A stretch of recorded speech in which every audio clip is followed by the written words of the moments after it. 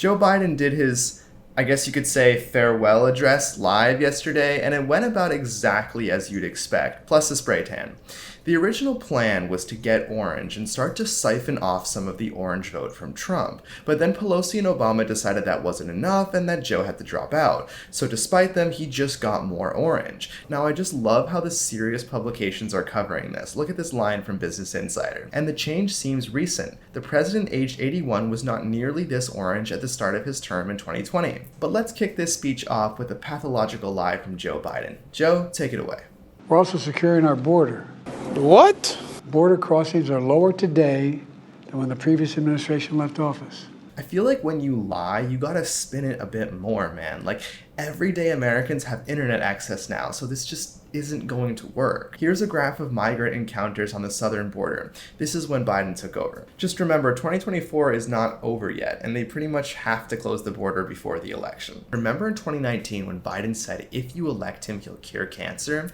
Well, for some reason, he reminded us of that. And I will keep fighting for my cancer moonshot so we can end cancer as we know it, because we can do it. The clock is ticking. Like, seriously, if Joe Biden cures cancer before he leaves office, I will vote for Kamala Harris. Then Biden talked about how we can save our democracy. And aside from not voting for Trump, we apparently need to radically change how our government works. I'm going to call for Supreme Court reform because this is critical to our democracy.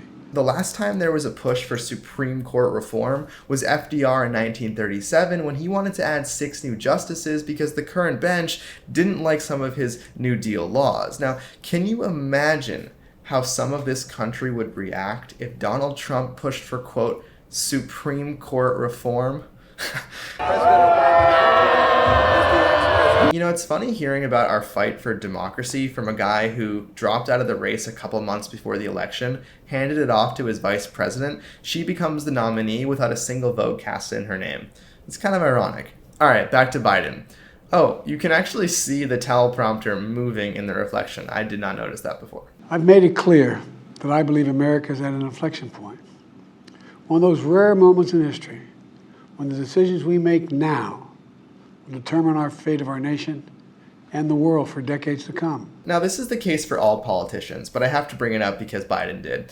With every election, we're always at an inflection point, and it's always the most important election in our history. It's like Tim Cook presenting the iPhone saying it's the best one yet when they added an additional lens and made it 0.00001 grams lighter. I want one presidential candidate to step up and just go, this election, really, in the grand scheme of things, doesn't really matter that much. They would get my vote, but now we got to hear from Biden about how strong our economy is, because if you didn't realize, it's very strong.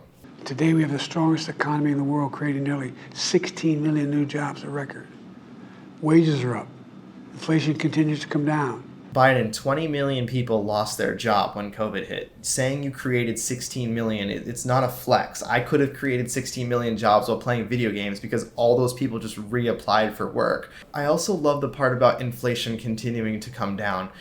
You're right, it continues to come down from the peak that you set. You can't hint at being successful with inflation when it's still significantly higher than when you took over. This isn't a 1-month progress report. This is your legacy and you're lying about it. In this next clip, you'll hear from Biden as to why he dropped out. And I have to warn you, I don't know if it's true.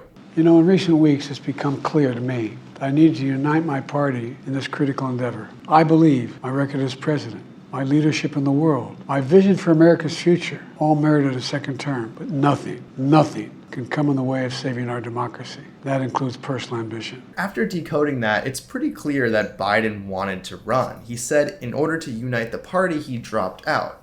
That sounds a lot like a surprise visit from Obama. You know, there is a time and a place for long years of experience in public life.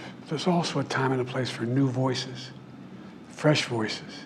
Yes, younger voices. I do also love how we're already switching the narrative to younger voices so that they can hammer Trump on being too old.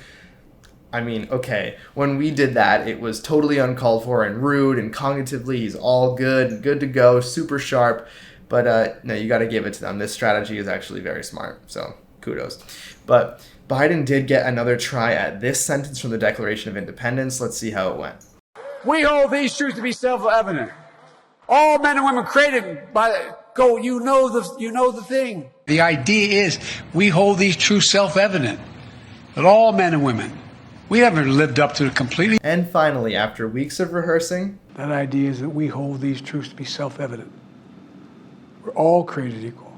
In Dauber. Now, I initially tuned into the address on YouTube, and the live chat on Fox was all people saying that it was AI and pre-recorded. Then I thought, well, that's just Fox, so I went over to ABC, and they were actually saying the exact same thing. So there was already some unity amongst the audience, so I got to give it to Joe for that, and really his everlasting fight with teleprompters. So if you want to watch the interview that made Joe Biden drop out, click here. I'll see you there.